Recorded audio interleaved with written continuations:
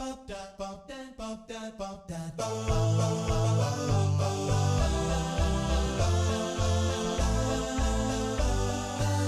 Pitch by Iska Sak. Hi there, and welcome back to Speech Pitch by Iskasak. I'm Priyanshi. And I am Spireta. Today, we're very happy to have with us Georgia Maniati. She's currently a research scientist at Samsung Electronics, whose work in text-to-speech and voice AI is transforming how we interact with technology. With a master from the University of Edinburgh, numerous prestigious awards, and a passion for mentoring the next generation of innovators, Georgia brings a unique blend of technical expertise and forward-thinking perspective. Welcome to Speech Pitch, Georgia. Nice to see you and hear you here. Thanks for having me. Georgia, can you share with us your journey from studying Greek linguistics to becoming a speech scientist?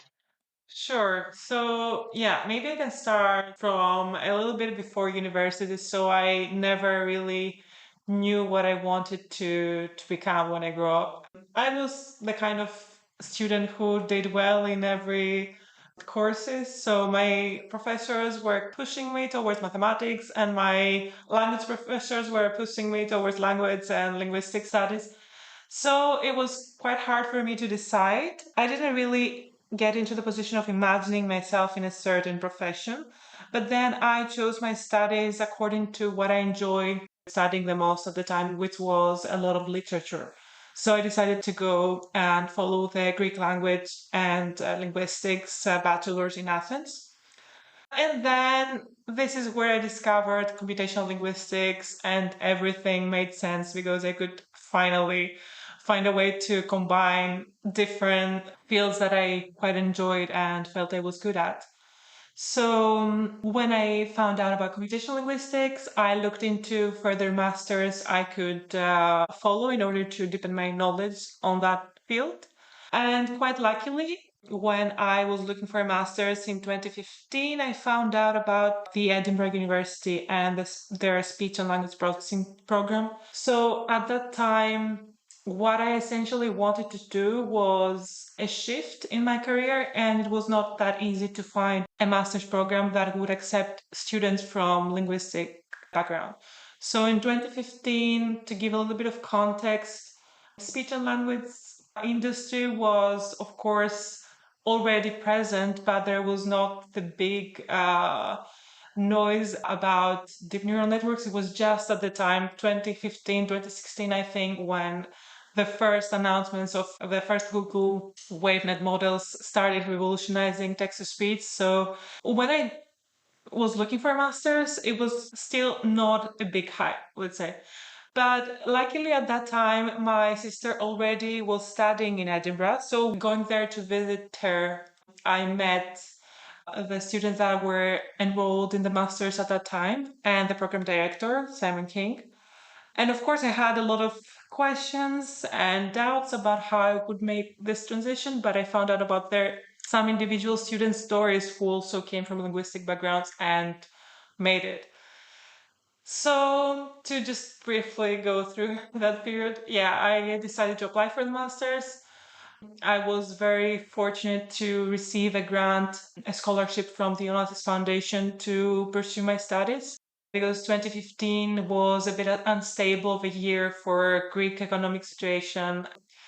So that was very important for me. And I completed my master's in 2016. It was a hard year, a tough year, but I would say that it was the best decision that probably I made regarding choosing a postgraduate degree that would give me a lot of practical knowledge and insight on the industry of speech and language processing at the time. So during my studies already, there were a lot of companies that were visiting us on campus and showcasing their programs or their open positions. So I had already sent my CVs and the offer came before I graduated. So I decided I wanted to specialize in text to speech, and the postgraduate degree in Edinburgh was giving a big range of courses like recognition and natural language processing, but text to speech, if you wanted to do text to speech, you had to be there at the time. The CSTR in Edinburgh and Simon King were all into it. So I thought that I would be very up for continuing that in the industry. So my first offer came from Nuance Communications that at the time had a lot of open positions in their Italy offices. That was in Turin. And I very happily accepted the offer and moved countries.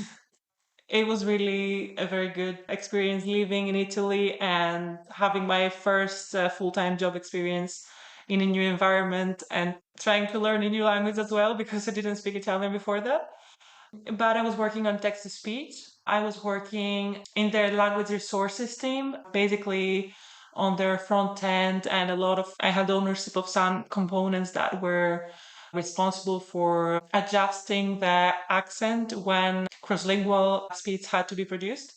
So it was a very good experience for me. And I would have stayed there if I didn't get the chance to contribute to Samsung and get back to Athens, my home country, while working for Samsung, which is something that happened a little bit later. So, how did that happen? In 2017, it was the time when a very small spin-off company from a Greek research center was acquired by Samsung Electronics. So the company's name was Innoetics. They had been founded back in 2007, I think, but they were a very research startup, and their first clients were just users that had visibility issues and needed to have some text to speech in their computers or their phones. So that company was founded back then, and the researchers who founded it had it a bit as a side project. But then when the industry started to be more mature, they decided to go full on it and try to see how their product compared with other text to speech products at the time. So they participated in several Blizzard challenges. So for anyone who might not know, that was a yearly, I think, challenge that was organized at the beginning by some researchers, I think, in the CSTR. And it was a competition basically for text to speech quality. Researchers could get the same training data, and their goal was to produce the most natural text to speech. So the Innoetics team had participated in 2 or 3 consecutive years, and they ranked very high, if not first. I think one of the year was their win. So they got the attention of big companies, and they were eventually acquired by Samsung. So how did I get in contact with them? When I was doing my master's, I had the luck of getting the Young Female Researchers in Speech scholarship. So that was the first year of the workshop, and it was happening in San Francisco, where was the location of Interspeech at the time. Yeah, that was Interspeech 2016. So I got the scholarship and I joined Interspeech. And while attending Interspeech, I met the researcher from the Greek Research Institute and Innoetics company. And a year later, when they got acquired eventually, they reached out to me and said, our engine will soon be integrated into Samsung phones. We need to expand to a lot of languages. We need a computational linguist. And it was not something like I needed or wanted to go back home because I felt nostalgic. It was just 1 year for me living in Italy, and I had a lot of fun. But the opportunity was like the thought that my work would have so much of a reach to global devices made me take this decision to join their team and go back to Athens. So that's where I am now. I think I maybe skipped a lot of parts where I had doubts in my transition, and I had reached out to other master students or researchers who mentored me before I chose my master's and I finally applied there. But overall, that was my transition from linguistics to text-to-speech. And for the past 7.5 years, I am with Samsung, and we have experienced a lot of growth in terms of languages. We have supported because the on-device text-to-speech is owned and developed at the moment in the United team. Yeah, that's it so far. Yeah, that's awesome. And actually, thank you first of all for sharing like the pivotal moments, in your career and what actually defined who you are today. It's amazing. You have mentioned about UNAS Foundation, and I'm curious. You've received multiple scholarships from institutions like the Onassis Foundation and the Harvard Center of Hellenic Studies. How did these opportunities influence your career? For someone who is also recipient of such scholarships, what does the process look like? Do you have any tips for young researchers or how to successfully obtain such scholarships? Can you share like steps for success, let's say?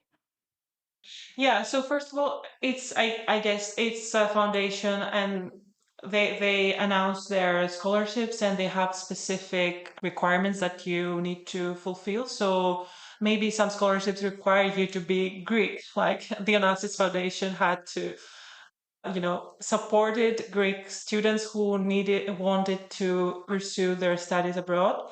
And then when these scholarships are based on academic excellence, of course, again, there is one requirement of your transcripts that need to fulfill certain, typical, let's say, have a grade that they define and more.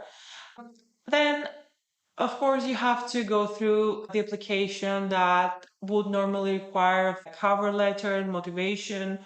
I think in these motivation letters, where you express your previous studies and why you want to pursue a certain master's, the approach when compiling this response is that you want to persuade someone that the master's you are trying to pursue now is the natural sequence of what you did before, and it will take you to what you envision yourself doing in the future. So I think building on a response or a cover letter for a scholarship, you definitely need to be persuasive and explain in detail what your internal motivation is, what your background is, what your future aspiration is, and how this particular master's fills the gap to take you there. This is the kind of tip I would give for cover letters. Now, in general, it's very important to also seek advice from more experienced people in the process, have some kind of mentor. So normally they would require a couple of reference letters as well. So in my case, I had a mentor who, that was a part of my story that I forgot to mention before. I had one gap year between my studies and my master's degree because I graduated on September. So I took my time to prepare my applications and do some research in universities and scholarships. In the meantime, I voluntarily tried to help in a research institute in Athens on computational linguistics projects. So I came in contact with that researcher, Stella, a female researcher, and she was very open to mentoring me. We worked together briefly, and then that work also resulted in a publication in a conference of Greek linguistics. That work was on ontologies. It was slightly different than what I did eventually, but it was still a first step that made me acquire some confidence that I can support this transition, because it was a step towards computational linguistics. So apparently, since I worked with her, when the moment came that I needed a reference letter, I asked her to be my reference, and she was very willing to do it. So apparently references are very important to support your application to scholarship opportunities as well. And then how these scholarships helped me. So apparently the first reason why you apply in this kind of scholarship is to support your finances during your studies. So I think, I am not sure, but I think that if that scholarship from Onassis Foundation didn't come, maybe I wouldn't have chosen this master's, because at the time I had applied to Cambridge University as well, but that was a generic linguistics master's.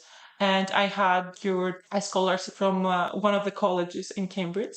So since I also got the support from Onassis, I was able to choose with my heart and go to Edinburgh. But if I didn't have that, maybe I would have gone where my finances allow. So my life would have been completely different. I wouldn't be speaking to you today regarding text-to-speech. But there are different kind of experiences. So what I did with Harvard University, that was in my undergrad. And as I was studying Greek linguistics, many people don't know it, but the Harvard University has a Center for Hellenic Studies that is located in Greece, in Nafplio. And they have a library there, and they also do a lot of internships and summer schools bringing Harvard students to Greece. And that scholarship was, they were funding one student from Greek linguistics to join the Harvard students in their summer internship program. So that was the experience. It was not academic for me. It was mostly like I was working with international students, and I had a lot of opportunities to find more ways to communicate cross-culturally and be more adaptable. So different kind of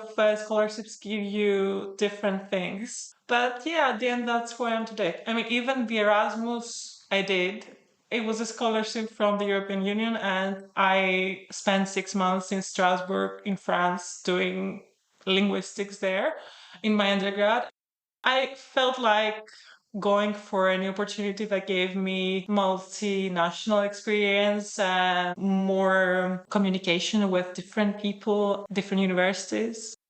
Actually, I even got goosebumps when you said that depending on which scholarship you would get, you would have like completely different path. And I was like, yes, not only like answering, you are nailing the answer of this question.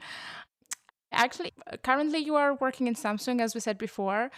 And could you walk us through your role there? What is a typical day in your role? How it looks like? Yeah. I have more question on that topic. No, I'm just saying that, yeah, I'm preparing you. Okay, maybe I will cover you. Yeah, so my role is hard to explain. I think there is a confusion between machine learning people and space scientists. I see that sometimes people contacting me think that I am doing the exact same things as machine learning people. Yeah, so I'm a speech scientist, which is basically very close to machine learning researcher for speech data. But my role in the team I am now is more working closer with data and ensuring that we have the right data to train our text-to-speech models, depending on the technology we have at the time. So the role has evolved, of course, because when I joined Samsung Innoetics at the time, we wanted to roll out in 5 languages. So that was a lot more straightforward. Today we have 29 languages, and of course we have the same engine for all of them. Yeah, so what I do today to not go through all the historical phases.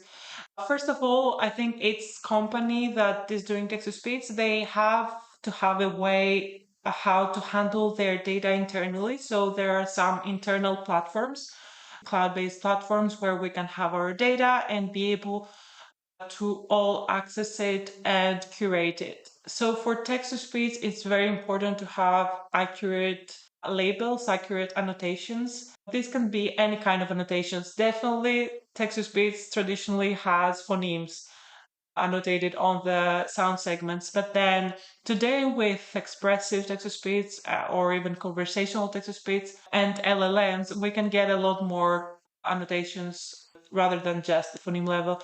So on my side, I function, let's say, as a product owner, linguist of an internal platform that all the linguist employees in Samsung use for their native language data creation.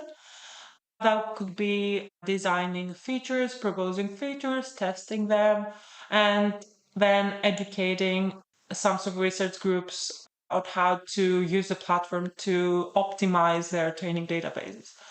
Then, of course, there may be phases where we need to acquire external data. So I would typically be ensuring that we are setting some clear expectations, and then we're doing quality control on the data we receive from the external providers. From time to time, we have some research opportunity internally. So my main research questions and topics I enjoy to read papers on, do some experiments on, related to automatic text-to-speech evaluation, like objective metrics and trying to see their correlation with human perception. We have contributed to open source. We released a data set that can be used for MOS prediction, mean opinion score prediction that was called SOMOS dataset. And yeah, I have also proposed. We have participated in Interspace with a paper on cross-lingual text-to-speech. Yeah, a lot of different things. So I'm not sure if I can describe a typical day because it would depend on if we are close to a new release of our models, or if it would be a more tranquil phase where we do a little bit of research and we're reading papers. So it always depends on the timelines. No, it totally makes sense. Every day is different, but yeah, I think I was asking more about like the common tasks, and you already like explained to us some of the tasks that you have to do. And that brings me to my next maybe question. Can you tell us like what skills does someone need to obtain a job like yours? And do you believe that someone with a background only in linguistics could obtain a role similar to yours, and if additional skills may be needed? Because I understand that you have from your master, you gained a lot more technical skills. After all, we did more or less the same bachelor in different cities. Yeah. So I know the jump that you did. So Yeah. So hard skills. Yeah. So I think that the need for speech scientists is smaller compared to machine learning up to now, because there is, this trend that we just want to have a lot of effort on developing the best and best models, but I'm not sure if a lot of attention or the required attention is given to the data.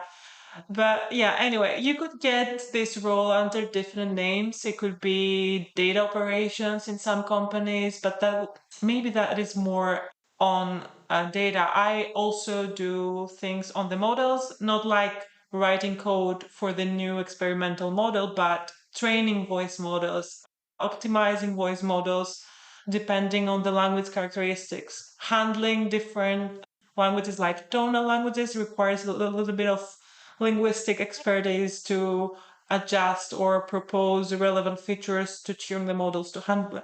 So, of course, you have to have a linguistic basis. And then, relevant to hard skills, the first one I could think of is some ease with programming languages, especially Python, because when you have to curate large data sets or do some quality control, very often you might need to find automatic tools that would give you an estimate of the quality. For example, if you have noise in audio, you could find a toolkit. You need to know how to use GitHub, check out a repo as well, and make use of all these open source tools. So I think Python is definitely a prerequisite, and then Git. And if someone could get a bit of hands-on experience with GitHub and do their own projects, like if someone wants to gain experience with speech or language data, there is Kaggle. There are a lot of data sets. And then my response to if someone with solely only the bachelor's in linguistics can get this job. Bachelor maybe could be even a master in linguistics, but someone that is not that technical, but they wish to get a position like yours or similar or more junior, of course. But for example, their background is mainly in how language works and theories, and they don't have so many technical skills. So that's the reason. Yeah, if they're open to acquiring these skills, I'm sure this is not, I mean, today with so many open resources, I don't think that them having a master's degree is a hard requirement for someone to get a job, or having a master's in speech science and technology. The thing with this kind of masters is, of course, that it's the shortcut to get all these skills without, trying to find from different resources. And then the other very important point is that you get into the circle of these people who can point you to the open positions. Like, you can get the offers or the companies that come to visit you at the university. So it's easier for you to enter the workforce in speech technology through a master specialized on this, just because there is this connection of many universities with the market. But I believe that there are good chances for people who don't have the hard requirement of a master's specialized in speech to try to work on their own and get these hard skills on Python and then apply to such jobs. I think it's totally possible. Yeah. Thank you for the description on what is needed. And given the flexibility of your role, it only makes sense that somebody needs to know how to work with data and ensuring how reflective it is of the language that the data is representing. And of course, you're using machine learning and somewhat reasonable coding skills. Also, in the past, you mentioned that it was exciting for you to know that the technologies that you're working on have a global impact and can affect so many people and the devices that you're using. That was one of the reasons for you to work on text to speech tech. And on the same note, we wanted to ask you if you could talk about a recent project you're working on or have worked on in the past that you found particularly exciting. And are there any other projects that excite you, but you haven't been involved in such projects yet? Yeah, that's a great question. I need to reflect on that. Yeah, so as I said, we're always expanding the language they're supporting. So it always feels very fulfilling to me to try and, empower the Samsung groups that are curating that language. And at the end of the day, feel that this language is supported on our phones because, I mentioned the number 29 languages. This is a very small number compared to the languages people speak. But other than that, I really am interested on the correlation of evaluating actually the perception of speech as a research question, the perception of speech by humans and how we can try to estimate the human perception when using objective metrics for speech. So, to give a little bit of background here as well. So, compared to automatic speech recognitions, speech recognition, where we have a clear target of some words that need to get transcribed, and we know that our true answer is that a sequence of words. So we can calculate the word error distance when we see what our recognizer achieves. In text to speech, we don't really know how well our text to speech performs because we can, as humans, we can say the same sentence in a million different ways. So every time we say it, it will sound a little bit different. But all of these renditions will sound human because they are spoken by us. So it's hard to know how to evaluate a sentence produced by text to speech because there is not one correct answer that we are aiming for when producing text to speech. And so a project that I was excited to take part in was this building of our open source data set because we tried to synthesize a lot of different sentences with many different systems and obtain crowdsourced human annotations for their quality. So MOS scores from a lot of crowdsourced people. And that large data set can then be used to try to train MOS prediction systems or see the relation or the correlation of the human evaluation with some other toolkits that are now available. And it's a research question that is very hard to address. And already this data set was built 2 years ago, but the data used in text-to-speech in that test are already old text-to-speech for today's speed of growth of the technology in this domain. So I feel very intrigued by this research domain because it's very hard for me to find a way in solving it or approaching it. But I think it still excites me. And it's something that we always need to experiment with because we're producing a lot of new voice models and we need to be able to select which one will be released. So we cannot have human listeners evaluate each of these experimental efforts. And we need to be able to quickly sort our systems and select the best one for release. So it's a very open but active research topic. And I think there was also a voice most challenge hosted at Interspeech last year. So this is a kind of project that I would be excited to continue participating in. This was a very interesting discussion. Of course, these problems are very hard and I guess very important to make sure that the text to speech is more naturalistic or what humans prefer, I guess. Well, on a similar note, we also wanted to ask about the challenges that you think are important in developing synthetic voices for such applications, given that voice assistants are so ubiquitous in so many languages and how useful they are for people. What do you think are major challenges in making products like, say, voice assistants work for such languages? And yeah.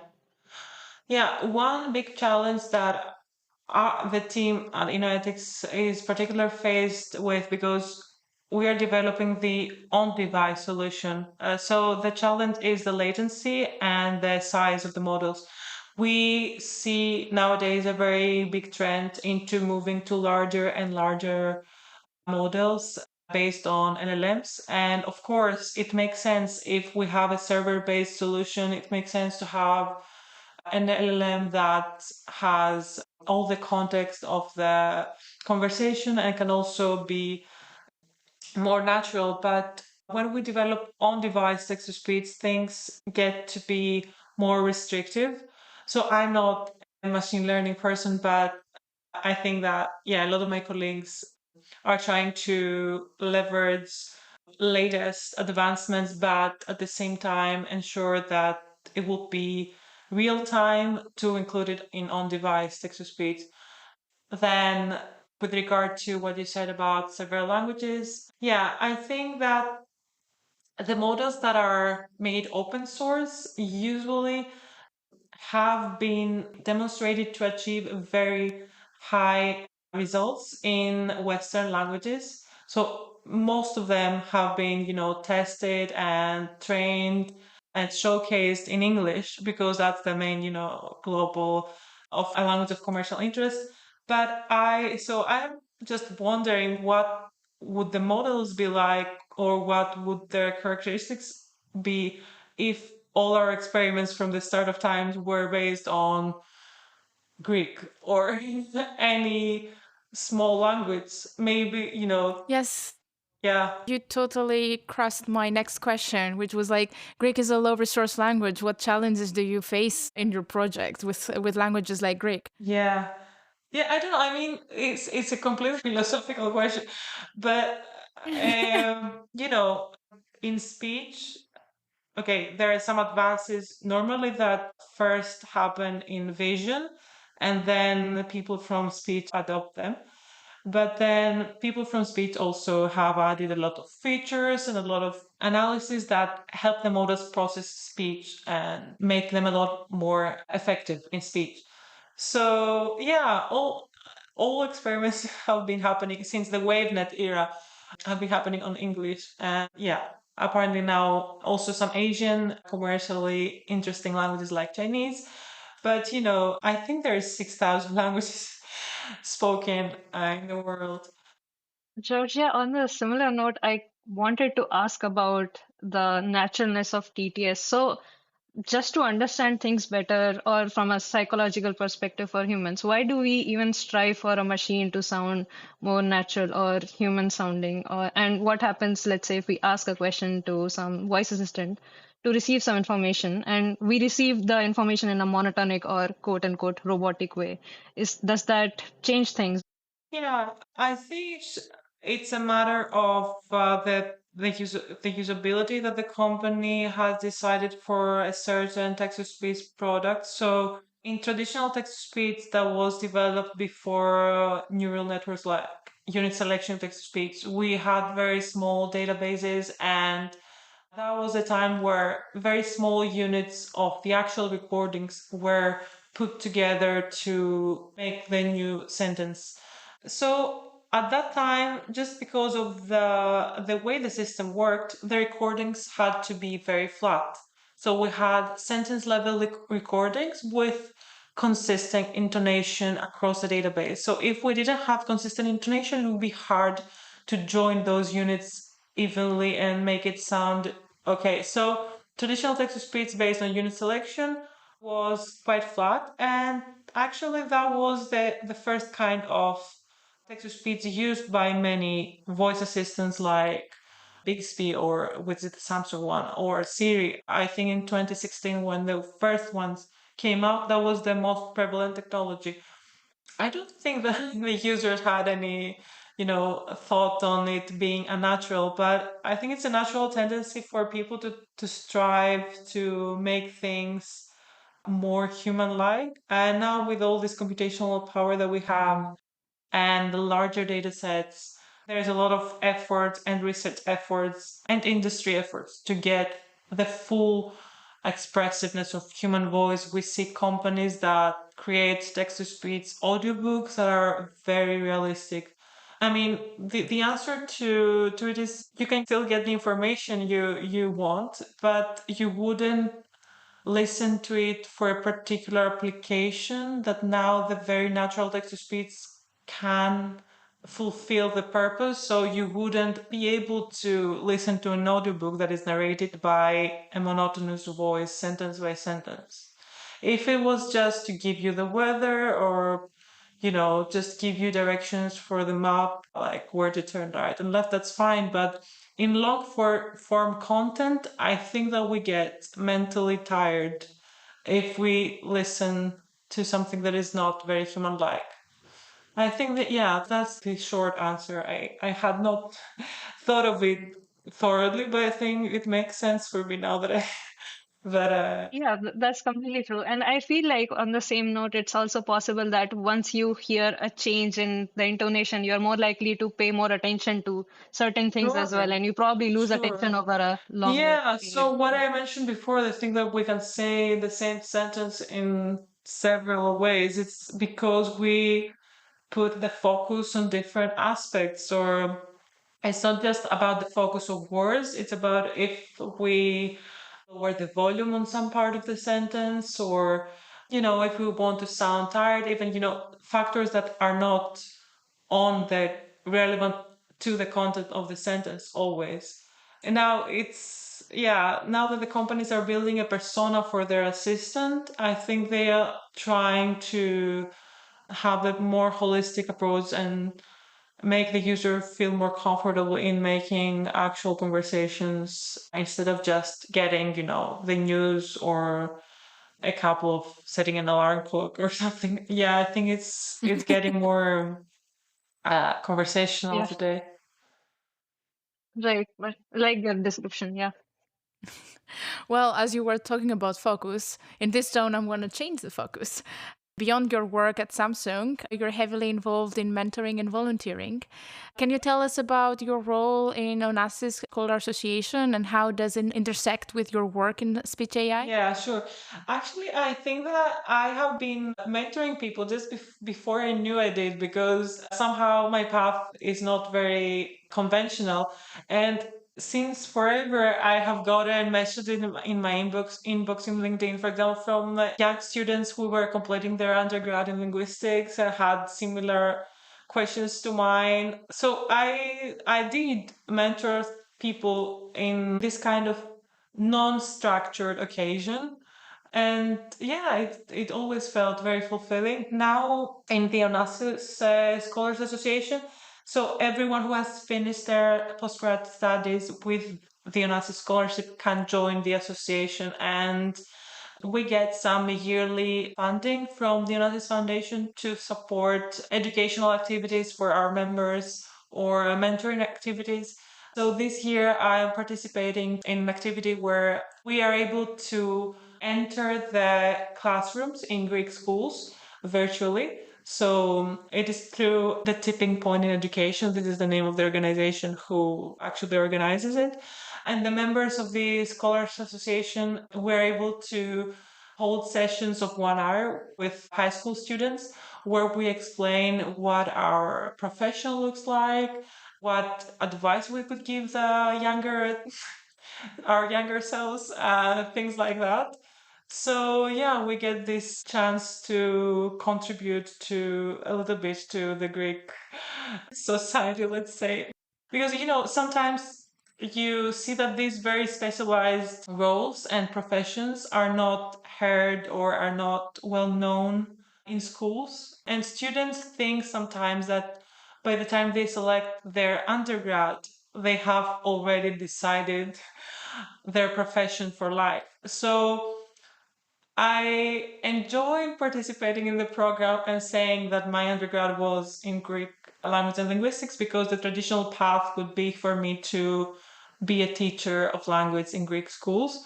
But it really helps them, I think, realize that it's just a start. If you decide to go to a certain degree at university, you just get to see the options at hand there. And it's important to always have an open mind and an attitude of getting a lot of, like, receiving a lot of inputs, like through internships or trying to attend different lectures or courses to then finally decide what you prefer. I never knew about computational linguistics before. Even linguistics is something that I discovered in undergrad. Of Yeah. course, it's not something I knew before from my student years. I can totally relate. I can totally relate Yeah. there, because I understand also from in Greece, it's not very typical to, have this type of interactions with people outside Sure. of school. And the fact that it started happening, okay, the last few years, it gives me a lot of hope for the next generations. So thank you for doing that, actually. It's fun because we have this platform and people who live all over the world who happen to be Onassis scholars are able to join. And then the other mentoring opportunity I've recently had was in the Young Female Researchers in Speech workshop, of course, because yeah, I was a participant in the first edition in San Francisco, but then I volunteered as a mentor in Dublin last year, and then in COS I co-organized it.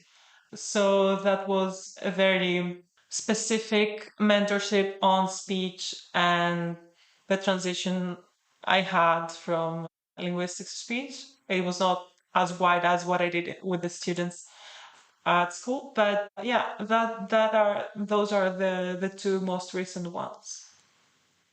You mentioned young female researchers' speech scholarship just now. Would you mind telling our audience more about the workshop and how it helps young researchers in this field? Sure. So this workshop is traditionally held annually just before interspeech, and we have collected some funding from a lot of companies who are willing to support us. What we do is basically that we are trying to mentor female researchers who are doing their undergrad or their postgrad degrees on speech science and technology, and they're interested in continuing their research or in joining a PhD program. So before they're starting a PhD, they can apply to the workshop. And the workshop gives a scholarship for attending the InterSpeech conference. So it's co-located with the InterSpeech conference. And the day of the workshop, we have a lot of things going on. We have poster sessions of the actual participants who present their work in their master's thesis or in their some undergrad coursework related to speech. Then we have mentoring sessions from senior female professionals in the field. And it's really fun because it coincides with InterSpeech. So then we are able to join InterSpeech together. Yeah, not to forget that also we have the award for the best poster. We'll always have so many young people in speech science showcasing their work. That is inspiring. Yeah. It's nice to know that the workshop gives such a nice platform to the researchers and a platform to connect to other researchers as well. That's really nice. You've also, Yeah. as a part of your work in your career, you are also interested in science communication, and you've given a lot of TED Talks at various science festivals. And a very important aspect of giving such TED Talks is making this information, which could be quite complex, accessible, or breaking it down so that you have nice analogies to give in the process. So, how do you approach breaking down these topics to non-expert audiences for various things? Right. Yeah, this is a challenging one. I have given, I don't remember, 4 or 5 talks in this kind of situation. It's always been in Greek, I think. No, it's not always been in Greek, but it's been for the Greek audience. It was one TEDx talk, and then we had a science communication festival where I shared my path. I think it's still hard for me to make sure that I don't use any slang, and I'm trying to make science more approachable. But I think that's why I do it because I'm trying to improve on that. I also think that some part of my work within Samsung coincides with science communication because every time that we have a new architecture, a new model, I am the one who is responsible to train Samsung groups who will be using our platform to develop their voice models or optimize their models, so optimize their databases. So starting from there and starting from the fact that I feel like I'm teaching machines how to talk is something yeah, is something like an anecdote for me. I'm trying to also spread the word because I think that the technological field has been changing very rapidly and society has not been following that much in Greece as well. There's a lot that need to be done. Apparently, my few talks will not solve the issue, but yeah, how do I approach it?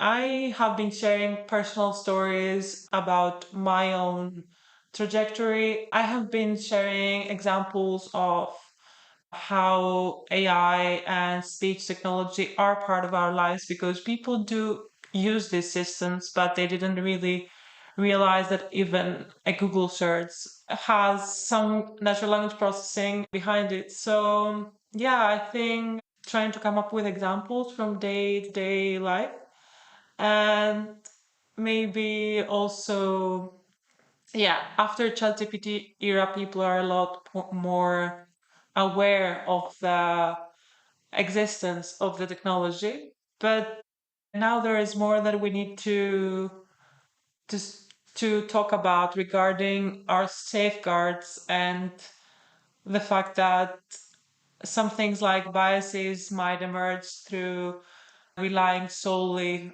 on AI content and generated content because the main problem for me is that we don't know what the training data looks like, and this is usually not disclosed even in open models that the code is shared. We never get to know the exact sources that the content was taken from, so there is a lot of risks going on with that.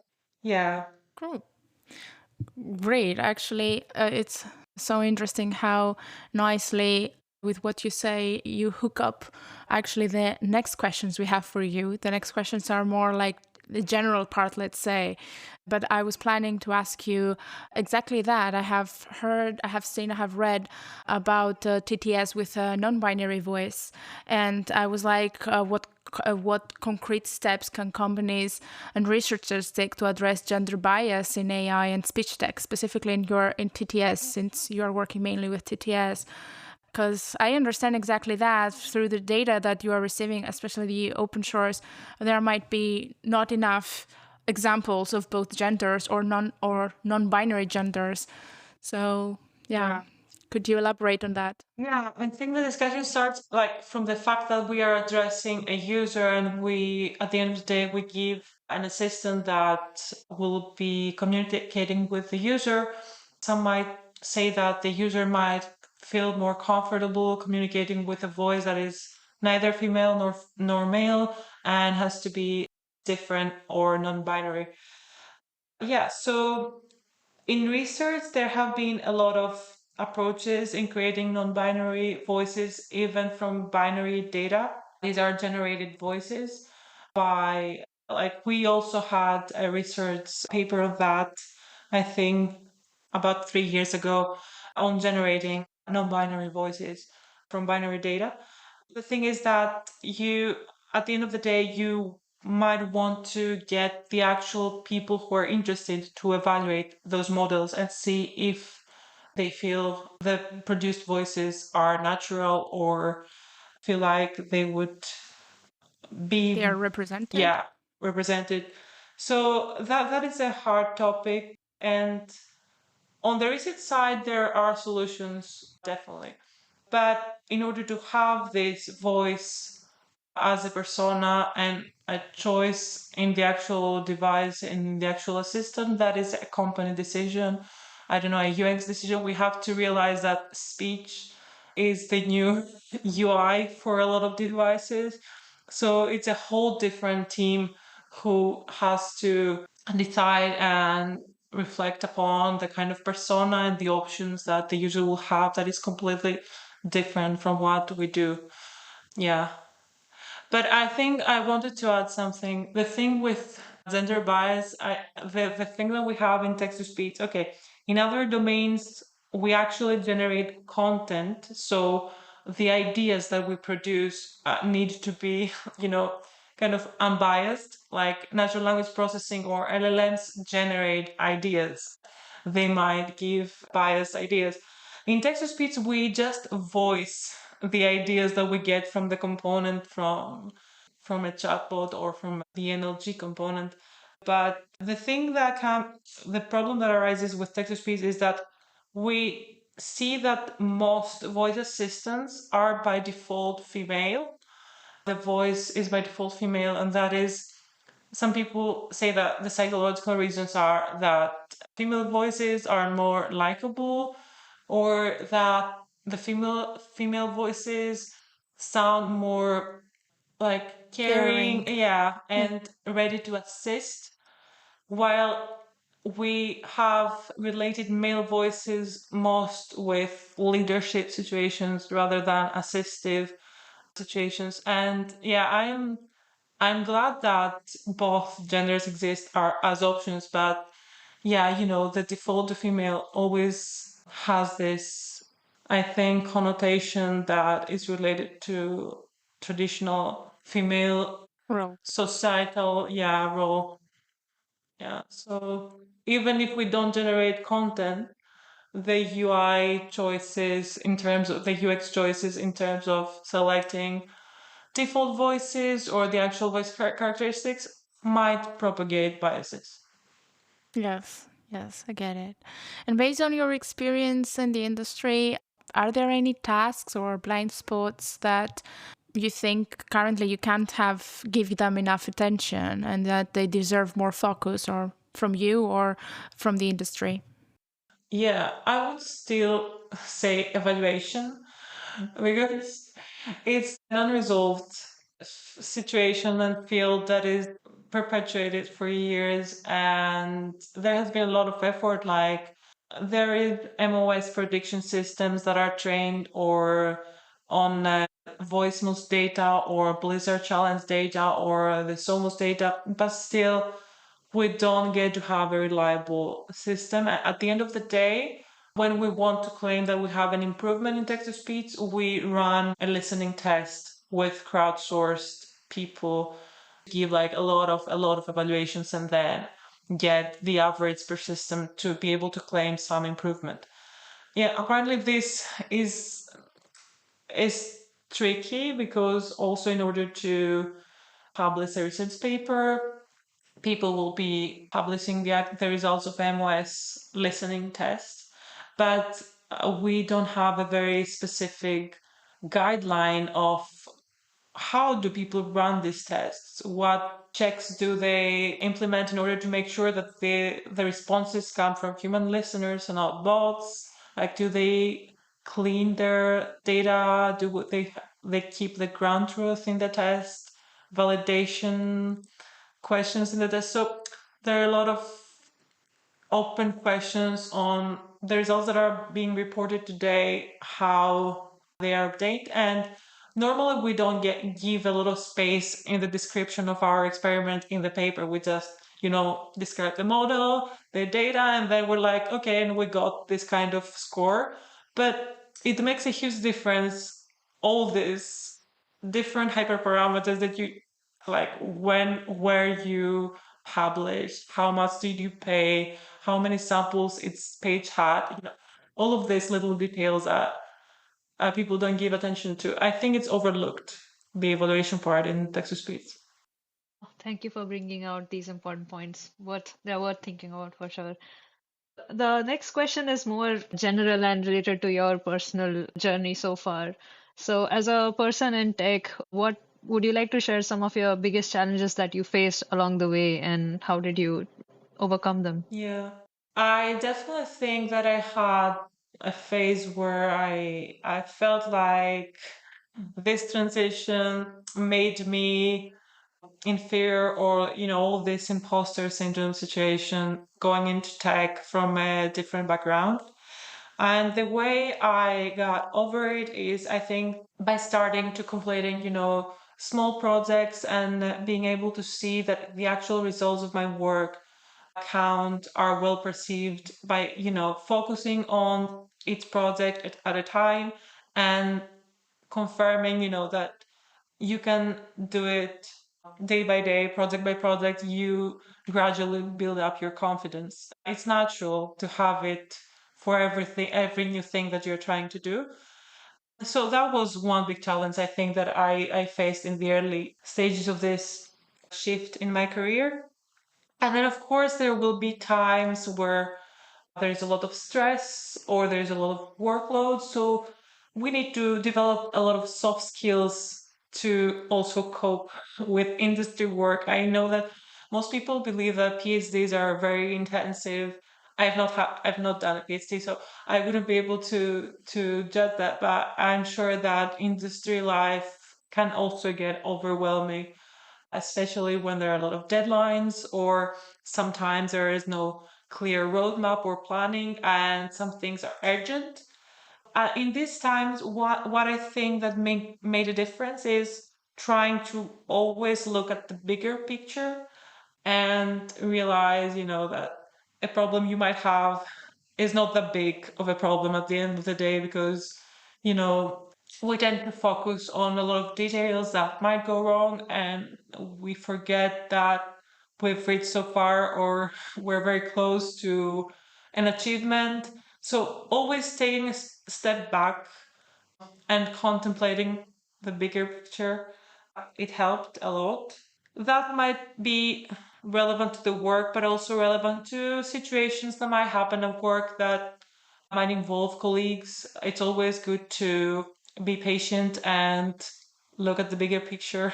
And of course, I think it's clear from my example that careers are not linear and you get a lot of options for change. For me, it's a constant, because even being at the same position for 7.5 years, the technology has changed a lot. We have changed architecture to our models. We continuously need to follow up research papers. participate in conferences. So even if you are in the industry, in these tech fields that involve AI, you need to just be ready and be sure that there will be a lot of change and embrace it because it's life. Yeah, I think that's the philosophical things I have come to realize. Yeah. Thanks a lot for sharing that, Georgia. I think many of the struggles that you mentioned are quite relatable for many of us, and I'm sure for the audience as well. It was nice to hear about some of the things that you mentioned, like focusing on the outcomes of a particular project that does help you build confidence and kind of overcome that imposter syndrome. Yeah, that was nice. On a similar note, we also wanted to ask what keeps you motivated in your work right now and what's next for you. Yeah, I think I do have a lot of have a passion for this work. I cannot attribute it to something in particular. I just like to do my work, especially when it is related to language. I'm not a researcher in terms of being isolated and doing my research. I really enjoy to speak with people, make sure that I do trainings to empower people. These are some I have come to realize that these are some important factors for me to not be just focused on a research aspect, but also on the actual adoption of the new tools that we might develop internally, either to optimize data sets or to train models. It motivates me to empower people, I think. I don't know. Yeah, I don't know what's next, but I think it will be something with people. Yeah, continue to motivate, like empower people. I think it makes total sense, and you also said you're passionate about it. And what's a greatest motivation other than that? And of course, next to helping and supporting other people and empowering them, that's quite brilliant. Is there like a key lesson that you would like our younger listeners to take away, like something in your career that you wish you'd know earlier, or something that you'd like to share with us and maybe comfort people who are who are doing actually the jump right now and they are at the same struggle? Yeah, it will sound very generic, but as long as you believe that you can do a certain thing, that it might be a transition to a different field or a new job or a new project. I think that as long as you believe you can do it and you actually try it with motivation and passion, you will make it. You will make it happen. Yeah, I have had times when I had a lot of ideas and I never really pursued them. But when you actually think of something, the difference between achieving and not achieving is that you get in the process of doing it. So just act on something. Love it. Okay, this question, it's actually also the last question, pre-last question maybe, I will make to you. So we have this tradition in our episodes where the current guest is asking a question to the next guest. So we have a question from our previous guests for you, which is, if there is any movement, whether you are working in ASR or TTS, moving from a monolingual system to a multilingual system. Yeah, traditional text-to-speech, we release, monolingual models per language, but with a new kind of language of models that are more data hungry, there's a lot of experimentation on actually including multilingual data in the same model than just altering the inference language at inference. Yeah, there is this tendency, and I think that many research papers have been published already. Maybe many companies have already adapted this perspective. The movement is there, and yeah, as everyone, we are also following and doing a lot of experimentation. Since the models tend to get larger, the data sets need to get larger as well. Great answer. So the final question of today's, can you share a question to our next guest? Yeah, I would like to know what he or she thinks was a pivotal moment for their career. Great. Thank you so much for joining us today, Georgia. We learned a great deal from your experience. Yeah, thank you so much for taking the time to join us today and tell about your story. I really enjoyed that. Thank you so much. Thanks a lot for listening and stay tuned for future episodes of Speech Pitch as we might interview your favorite speech researcher. And don't forget to subscribe wherever you are listening to your podcast. And also follow the ISKA on X and LinkedIn, where we share our latest news with you.